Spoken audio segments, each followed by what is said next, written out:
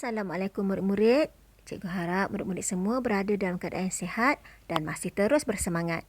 Baiklah, hari ini kita akan sambung latihan menyatakan maksud pantun yang ada di dalam halaman 72 dan 73 buku aktiviti Bahasa Melayu tahun 1 jilid 1.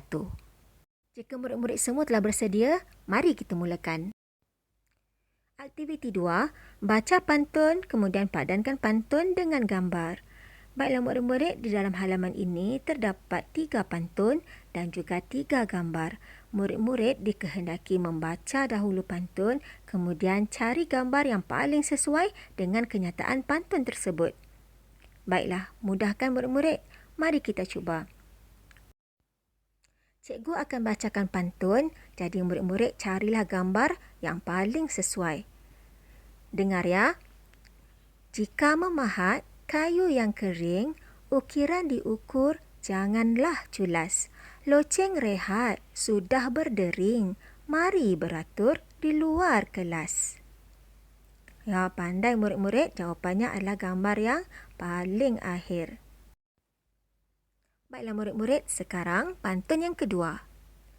Orang dilihat menenun satin, satin disebut satin Itali. Waktu rehat, pergi ke kantin. Jangan berebut ketika membeli. Baiklah murid-murid, yang mana satukah gambar yang paling sesuai? Bagus, jawapannya adalah gambar yang pertama. Sekarang pantun yang terakhir. Simpan berangan di dalam peti, enak buahnya dimakan santai. Tatang pinggan berhati-hati, bimbang isinya tumpah ke lantai. Betul murid-murid, itu adalah jawapan kita yang paling akhir. Jika semua murid telah selesai, mari kita lakukan aktiviti yang kedua. Arahannya, baca pantun kemudian nyatakan maksud pantun.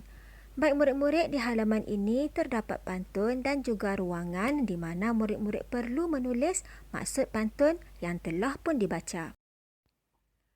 Jom murid-murid, kita baca pantun bersama-sama. Hinggap kenari di dahan kertas, mendengar merdunya suara tekukur. Usah berlari di dalam tandas, licin lantainya nanti tersungkur. Mencari lokan berpanas terik, berlumpur lengan tidaklah malu. Kalau menekan suis elektrik, pastikan tangan kering dahulu. Pergi ke latar membawa joran, umpan dijaga dengan cermat. Kalau kita mengikut peraturan, di mana juga pasti selamat. Baik, sekarang marilah kita lihat apakah maksud di sebalik pantun yang telah kita bacakan tadi. Baik, dalam pantun yang pertama dinyatakan bahawa kita tidak boleh berlari di dalam tandas kerana lantainya yang licin akan menyebabkan kita tersungkur ataupun terjatuh. Baik, pantun yang kedua pula memberitahu kita supaya jika kita hendak menekan suis elektrik, pastikanlah tangan kita kering dan tidak basah. Kerana apa? Kerana jika kita menekan suis dengan tangan yang basah, kita akan menyebabkan kejutan elektrik dan ia sangat berbahaya. Baik, seterusnya pantun yang ketiga.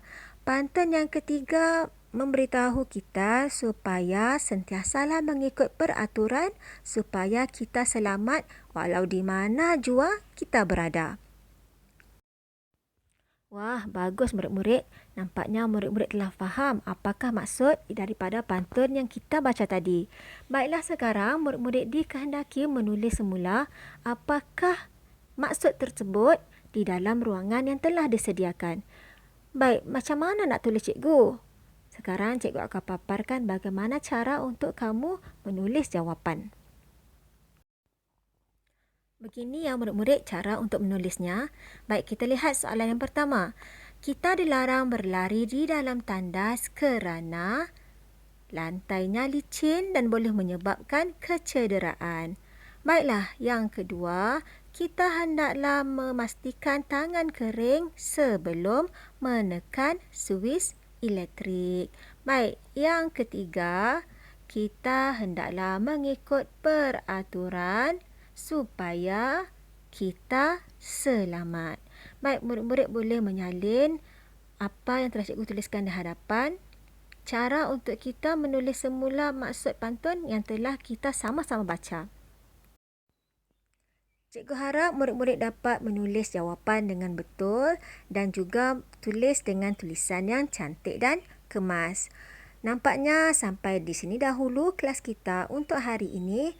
Sehingga kita bertemu di kelas yang berikutnya.